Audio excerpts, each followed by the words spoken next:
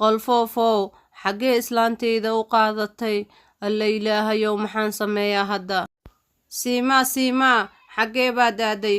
kuwiinaan ila dagaashan adinka dartiin ayay waxaan dhan u dhaceen. haddaad faraantiga u baahan tihiin maxaad ii dhihi weydeen faraantigana sii ee xaaskayga maxaad ugu geyseen ninkaas qalfoofka ah? waan ka xumahay walaal goobi, waxaan gurigiina u imaaday inaan u celiyo ninka qalfoofka ah faraantigiisa, laakiin adii xaaskaaga waad isoo ceeriseen. haddaanan u celinin ninkaas qalfoofka ah faraantigiisa, aniga ayuu i dili lahaa, waddo kalena ima bannaaneen. aniga xitaa maanan ogeen wasaqan qalfoofka ah inuu xaaskaaga u imaanayo. i dhegayso raaju, haddaan waayo islaanteyda waxaad ogaataa islaantaadana inaan ku tuurayo ceelka sidoo kale. waryaa sidaasa dhihin, aan u fikirna qayaano, soo bax aan ceelka u raacnay qalfoofka. kadib waxay galeen ceelkii, waxayna arkeen ceelka gudihiisa god ku yaallo. fiiri walaal goobi, halkan waxaa ku yaalla god. qalfoofkii wuxuu dumaashi la galay godkan gudihiisa. soo bax gudaha aan galnee.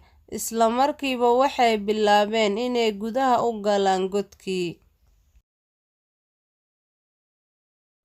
cabbaar markay socdeen waxay halkaas ku arkeen siimaa. ninkii qalfoofka ahaa siimaa wuxuu ku xerxeray xarig, asagana wuxuu ku nasanaya meel agteeda ah. haye dumaashi, ma fiican tahay? ninkan qalfoofka ah ma wax dhaawacuu ku gaarsiiye?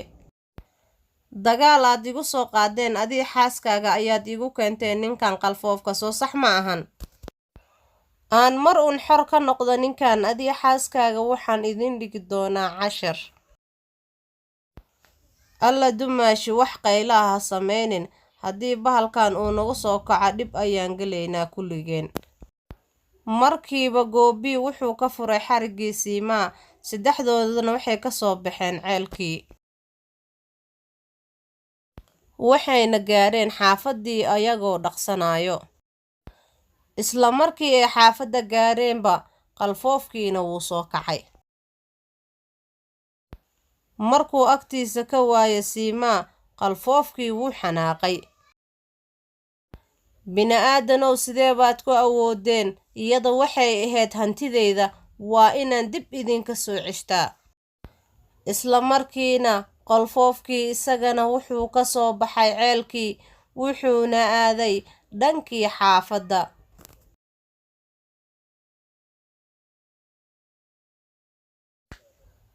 markuu soo gaaro xaafaddii qalfoofkii wuxuu bilaabay inuu dabagalo faraantigiisii.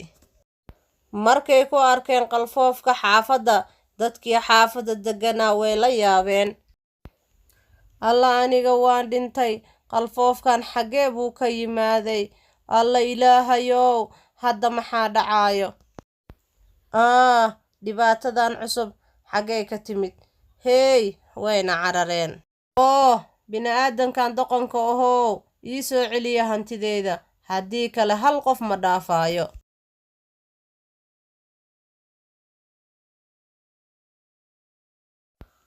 markiiba qalfoofkii wuxuu uriyay caraftii siimaa, wuxuuna gaaray gurigeedii. wuxuuna isku dayay inuu guriga ka gala daaqadda. xaafaddii oo dhan waxaa ka bilowday buuq. goobi markii buuqii u maqlay wuu kacay. alla ilaahayow, aniga waa dhintay, waxaa halkaa yimid qalfoofkii isagoona raadinayo. alla fiiri qaali, qalfoofkii ayaa yimid asaga oo na soo raacay.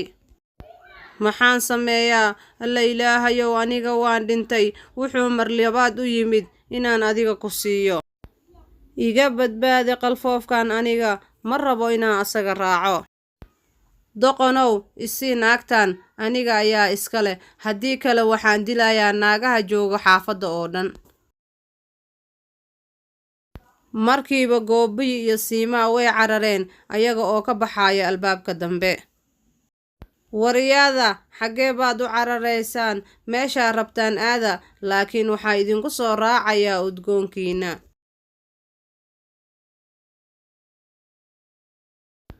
isla markiiba waxay gaareen gurigii raaju ayaga oo ordaayo walaal raaju dhib badan ayaan ku jirnaa qalfoofkii aan isdagaashaneen wuxuu yimid gurigeenna isaga oo na soo raacay wuxuu si xun u daba socdaa seemaa ee maxaan samaynaa isla markiiba qalfoofkii wuxuu soo gaaray guriga raaju asagoo soo urinaya carafta dheena wuxuu bilaabay albaabka inuu garaaco si xoog leh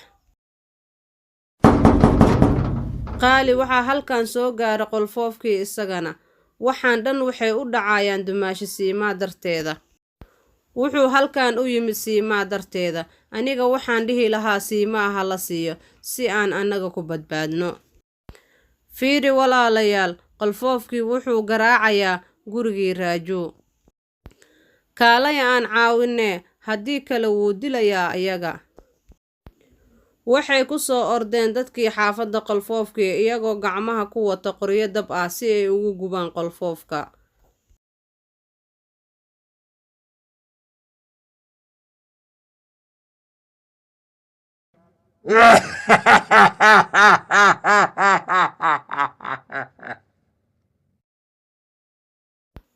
dadkii xaafadow aniga mar hore ayaan dhintay ima dili kartaan xitaa haddaad dab igu shidaan dabkan aniga ima dili karo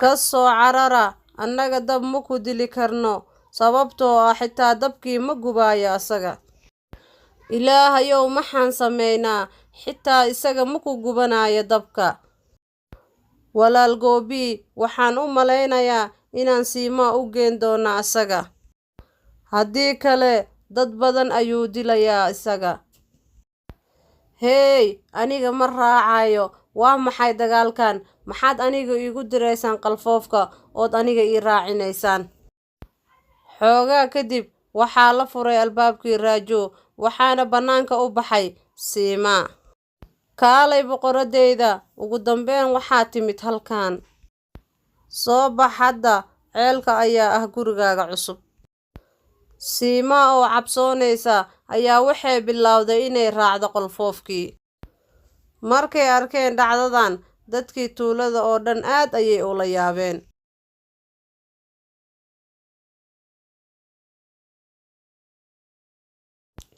cabbaar kadib siimaa iyo qalfoofkii waxay soo gaareen ceelkii ku yaalay duurka waxay galeen ceelkii markay gaareen godkii waxay siimaa fadhiisatay meel gees ah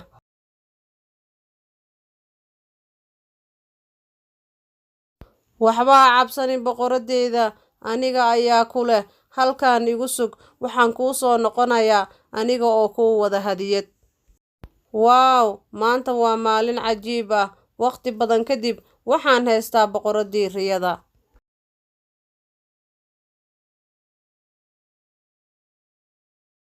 qalfoofkii wuxuu keenay katiinad dayman ah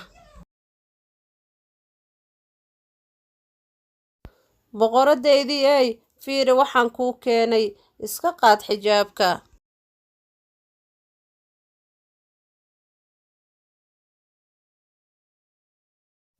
siimaa aad ayay u cabsootay xijaabkiina hoos ayay u jiidatay oo way isku sii dabooshay